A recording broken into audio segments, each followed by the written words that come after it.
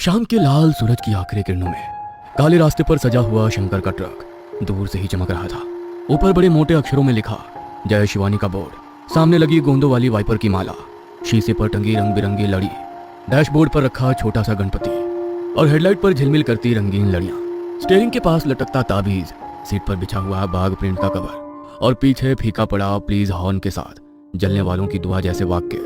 Truck मानो उसका घर ही हो, क्योंकि शंकर का सबसे ज्यादा समय यहीं गुजरता था। आज भुवनेश्वर में माल उतारकर वो वापसी के लिए निकला था। कच्चा रास्ता खत्म कर जैसे उसने ट्रक हाईवे पर चढ़ाया, सांझ का मध्यम उजाला छिपता हुआ रात में समा गया। सड़क के दोनों तरफ अंधेरा धुएं की परत जैसा गाढ़ा होता जा रहा था।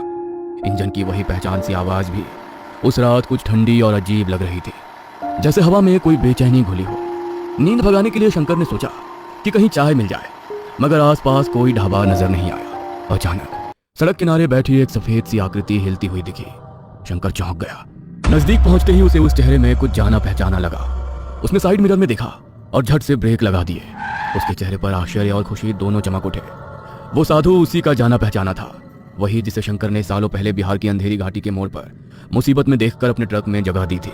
आज वही साधु इस सुनसान रास्ते पर अकेला बैठा था। साधु ने सिर हिलाया और हल्की मुस्कान के साथ बोला, अरे शंकर बेटा, पहचाना मुझे? शंकर भावुक होकर बोला, स्वामी आप यहाँ, वो भी इस वक्त? साधु उठकर ट्रक के पास आ गए।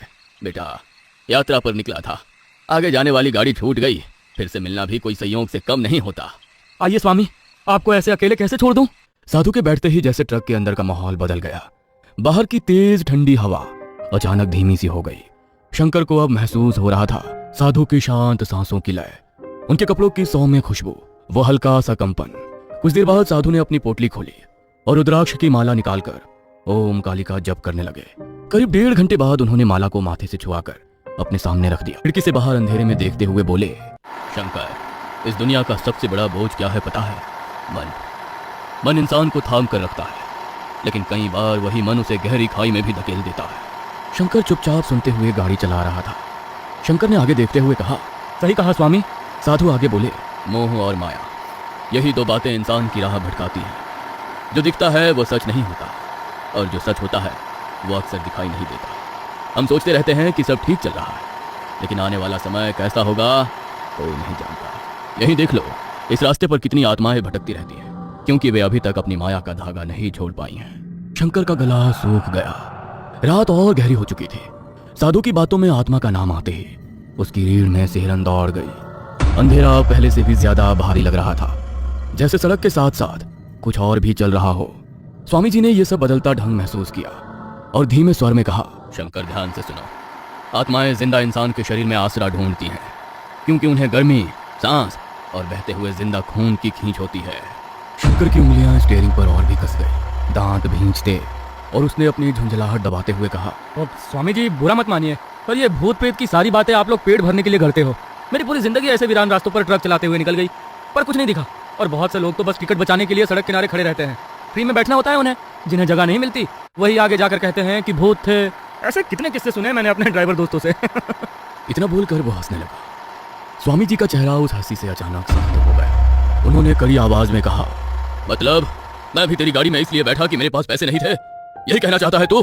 शंकर अभी भी हंसते हुए बोला, अरे छोड़िए ना। लेकिन स्वामी जी की आंखों में गुस्से की अजीब झलक उभरी। तुझे अंदाजा है तो किससे बात कर रहा है? शंकर बोला, हाँ पता है, आपसे ही बात कर रहा हूँ और मैं आपकी मदद कर रहा हूँ। ये भूल कर आप ही मुझ पर चिढ़ रहे हो? स्वामी जी ने झटके से अपनी थैली उठाई, शबनम बैग कंधे पर टांगा, सामने रखी रुद्राक्ष की माला हाथ में ली, उसे बैग में रखने लगे। पर 2 पल ठहर कर फिर अचानक माला खिड़की के पास ही रख दी। उनका स्वर अब और तेज था, शंकर गाड़ी यहीं रोक अभी। शंकर अचकाया, इस रास्ते पर इतनी रात को? यहाँ आपको कोई गाड़ी नहीं मिलेगी, सोचिए। पर स्वामी जी दृढ़ स्वर में बोले, तो उसकी चिंता मत कर, तेरे उपकार की मुझे जरूरत नहीं। कैलाश पर बैठा है जो मेरी फिक्र रखता है। अब शंकर के भीतर भी आग भड़क उठी। उसे लगा जैसे कोई उसको तुच्छ समझ रहा है। उसने गाड़ी झट से रोक दी। स्वामी जी उतर गए। धीमी रोशनी में उनका चेहरा अजीब सा लग रहा था। उन्होंने सड़क की तरफ हाथ कर उसे जाने का इशारा किया। शंकर बिना कुछ बोले आगे बढ़ा, पर कुछ ही दूर जाते ही अपराध बोध उसके सीने पर चढ़ने लगा। शायद मुझे ऐसा नहीं बोलना चाहिए था, ये सोचते हुए वो भारी मन से चला। स्वामी जी की वो आखिरी बात, लक्ष्य रखना। कुछ मुलाकातें नियति की होती हैं, उनमें रुपए पैसे का हिसाब नहीं होता। उसके कानों में धुंध की तरह चिपक गई। वो आगे बढ़ तो रहा था, लेकिन उस पल से ट्रक का माहौल अजीब ढंग से बदल चुका था। इंजन की वही पुरानी आवाज अब स्वाभाविक रूप से गहरी, गूंजदार लगने लगी। हवा भी अजीब तरह सीटी बजाकर गुजर रही थी, जैसे कोई अदृश्य चीज ट्रक को छूती हुई निकलती हो। भीड़ के पास ठंड की धार चढ़ती गई। उसने खिड़कियां बंद की तो थोड़ी गर्माहट महसूस हुई, पर अब उसकी नजर बार बार कोने में पड़ी उस रुद्राक्ष की माला पर जा रही थी। अंधेरे में वो जैसी हल्की चमक रही थी।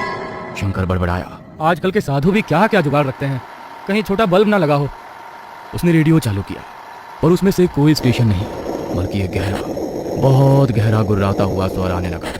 ऐसा स्वर जो इंसानी नहीं था। घबराकर उसने गाली देते हुए रेडियो बंद कर दिया। लगभग 5 किलोमीटर बाद उसे सड़क किनारे एक आदमी और एक औरत दिखाई दिए। दोनों साधारण थके हुए। औरत ठंड से कांप रही थी। आदमी हाथ में थैली लिए लगभग उम्मीद की आखिरी किरण की तरह ट्रक की तरफ बढ़ा। ट्रक की हेडलाइट पड़ते ही उसने हाथ हिलाकर कहा, भैया हमारी बस निकल गई, 2 गांव आगे छोड़ दोगे, पैसे दे देंगे। शंकर ने उन्हें देखा। चोरी लूटपाट जैसी कोई शक्ल नहीं। मन में आया कि स्वामी जी का विचार झटक देना चाहिए। उसने दरवाजा खोला, आओ, मगर दोनों वहीं खड़े रहे, अंदर नहीं आए। शंकर झुका और भीतर बैठने को कहा। दरवाजा और खोलते ही उसका हाथ रुद्राक्ष की माला से टकराया और माला नीचे सड़क पर गिर पड़ी। उसे यह महसूस भी नहीं हुआ। जैसे ही माला गिरी, दोनों एक एक कर ट्रक में चढ़ गए। वे उसके बिल्कुल बगल में बैठ गए, लेकिन उनके बैठते ही हवा भारी हो गई, जैसे किसी ने ट्रक के भीतर अदृश्य बर्फ की चादर ढक दी हो। जैसे किसी ने पूरी केबिन में ही कोई अदृश्य हाथ फैलाकर शंकर का गला जकड़ रखा हो। हर सांस भारी, जैसे सांस नहीं, धुआं निकल रहा हो। हवा चलती नहीं, सिर्फ रेंगती थी, और उसके बीच एक अजीब सी बदबू थी, जैसे किसी पुरानी बंद पड़ी कब्र का ढक्कन अभी अभी खुला हो। कहीं धातु जैसी टकटक की आवाज आ रही थी, तो कहीं खाली कंटेनर में पीछे से फुसफुसाहट। शंकर ने चोरी छिपे बगल से देखा। दोनों सिर झुकाए बैठे थे, लेकिन उनकी गर्दन के पीछे से काली काली रेखाएं, जैसे उभरी हुई नसें, धीरे धीरे ऊपर सरक रही थी। डरे हुए शंकर ने अपना डर कम करने के लिए बोला, गांव कितना दूर है? कुछ देर ऐसे ही सन्नाटा छाया। फिर तेज गंध के साथ उस पुरुष ने सिर उठाया। उसका चेहरा पूरी तरह सफेद, बिना खून वाला। बस 1 घंटा लगेगा, 2 गांव बाद। शंकर के फेफड़े जैसे सिकुड़ गए। हवा गाढ़ी हो चुकी थी। वो गाड़ी चलाते हुए फिजूल की बातें बोलता रहा। हमारी गाड़ी में अभी एक साधु भी बैठा था, उल्टी सीधी बातें कर रहा था, मैंने उतरवा दिया उसे। तभी औरत ने सिर उठाया और बोला कि अच्छा किया उसको उतार दिया। उसका स्वर 3 सुरों में एक साथ आया, घोगला, टूटा हुआ और भीतर कहीं गहराई से गूंजता हुआ। शंकर ने जैसे मरते हुए उसकी तरफ देखा। उसकी दोनों आंखें सफेद, बिना पुतलियों के, बाल हवा में बेतहाशा झूलते हुए। चेहरा तो था ही नहीं, केवल सफेद चपटा ढांचा। कान नहीं, नाक नहीं, होठ नहीं, कुछ भी नहीं। और पुरुष भी आगे झुकते हुए बोला, अच्छा किया उतार दिया उसे। एकदम दोनों हंसने लगे। ऐसा हंसी का स्वर जो किसी इंसान से निकल ही नहीं सकता। कांपता हुआ, फटा हुआ, कई स्तरों में गूंजता हुआ। उस हंसी ने शंकर की पीठ ठंडी कर दी। हाथ कांपने लगे। उसने जैसे तैसे ट्रक संभाला और चिल्लाने ही वाला था, उतर, कि उसकी नजर गई। केबिन में वो अकेला था। ना औरत, ना आदमी, ना सांस, ना आवाज, और सबसे डरावनी बात, पिछली सीट पर धूल जमी थी, मगर उस धूल में अभी अभी किसी के बैठकर उठने के ताजा निशान थे। उसे डर अब कुछ ज्यादा ही अजीब लगने लगा था। भ्रम? सपना? नहीं, वो सपना नहीं था। मैंने खुद अपने हाथों से उन दोनों को उस पर बैठाया था। उनकी गर्म सांस तक महसूस की थी। फिर अचानक वे कहाँ गए? आंखें जल रही थी, लेकिन नींद तो बिल्कुल नहीं लगी थी। वो खुद को समझाता रहा, मगर पूरा बदन पसीने से भीग चुका था। कमीज शरीर से ऐसे चिपकी थी जैसे किसी ने उसे गोंद से चिपका दिया हो। चारों तरफ घनी झाड़ियां और उन्हें चीरता हुआ काला रास्ता, जो हेडलाइट में किसी सांप की तरह चमक रहा था। कुछ ना कुछ अनहोनी जरूर थी। उसने बिना सोचे ट्रक स्टार्ट किया। स्पीडो किलोमीटर पर 60, 70, 120 तक पहुंच गया। पर अजीब बात, दोनों खिड़कियों से हवा अंदर आ ही नहीं रही थी। ट्रक आगे बढ़ रहा था, मगर रास्ता वैसा ही, वही पेड़, वही मोड़, वही अंधेरा, जैसे किसी ने वक्त को पकड़कर रोक दिया हो। दुनिया अपनी जगह थी, बस ट्रक ही नहीं बढ़ रहा था। घबराकर उसने गाड़ी रोकी और नीचे उतरा, और जो देखा उससे उसके पैरों तले जमीन खिसक गई। पीछे से वही औरत और वही आदमी ट्रक को उठा रहे थे। स्पीडो किलोमीटर के कांटे आगे बढ़ रहे थे, मगर टायर हवा में घूम रहे थे। इतना बड़ा ट्रक, और दोनों ने उसे ऐसे उठाया था जैसे रुई का एक छोटा सा गोला मुट्ठी में दबा ले। शंकर की समझ जैसे वहीं जम गई। ये उसके साथ क्या हो रहा था? रास्ता भी अब पहचाना नहीं जा रहा था। वो वापस ट्रक में चढ़ने ही वाला था कि अचानक ट्रक के अंदर घना गाढ़ा अंधेरा किसी द्रव्य की तरह भरने लगा। सीट, कांच, स्टीयरिंग सब काला, गहरा निकलता हुआ अंधेरा। उसके कानों के पर्दे चीर देने वाली आवाज उठी, एक लंबी खुरदरी चीख जैसी। उसने कान ढक लिए और ट्रक वहीं छोड़कर उस सुनसान सड़क पर भागने लगा। 2 मिनट 5 मिनट, पर वो आगे बढ़ ही नहीं पा रहा था। उसके पैर उसी जगह दौड़ रहे थे जैसे जमीन उसके नीचे से गायब हो गई हो। एक भयानक धमाका हुआ, जैसे किसी ने आसपास से पूरे ट्रक को उठाकर जमीन पर पटक दिया हो।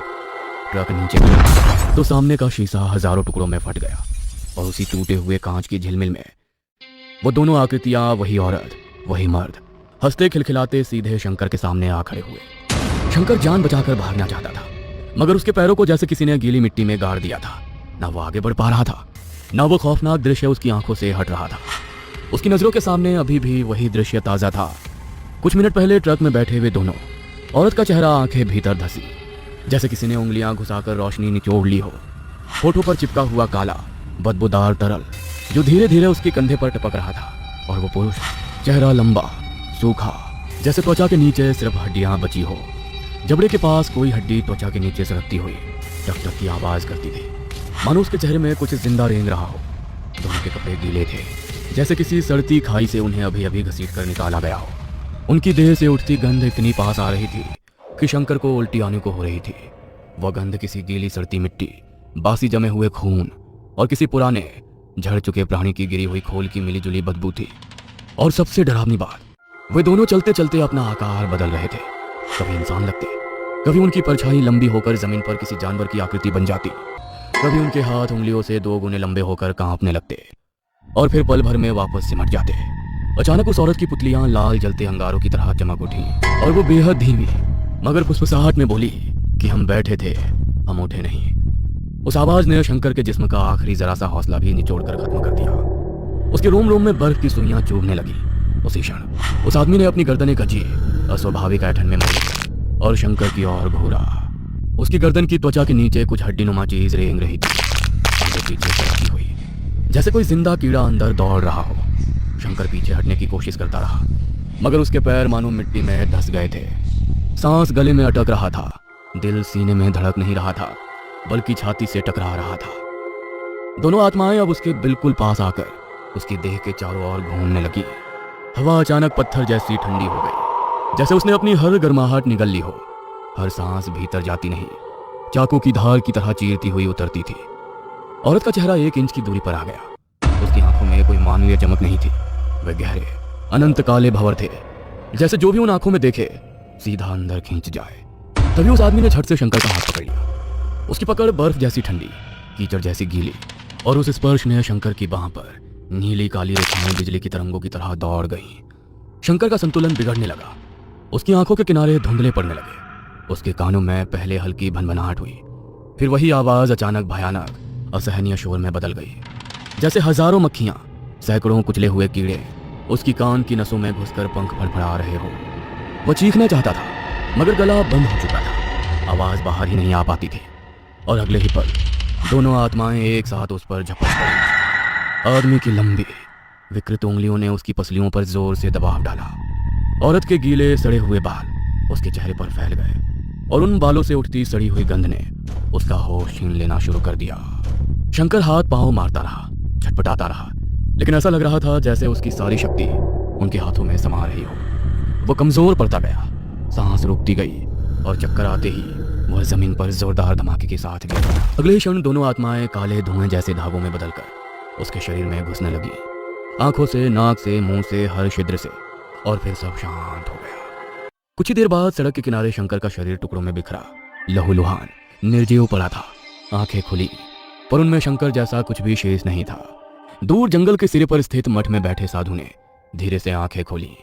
उन्होंने लंबी सांस छोड़ी और सिर हिलाकर मंद आवाज में कहा, किसी का निवाला कोई नहीं छीन सकता, विधि लिखित कभी नहीं बदलता, जिसका अंत जहां लिखा होता है वह वहीं पहुंचता है।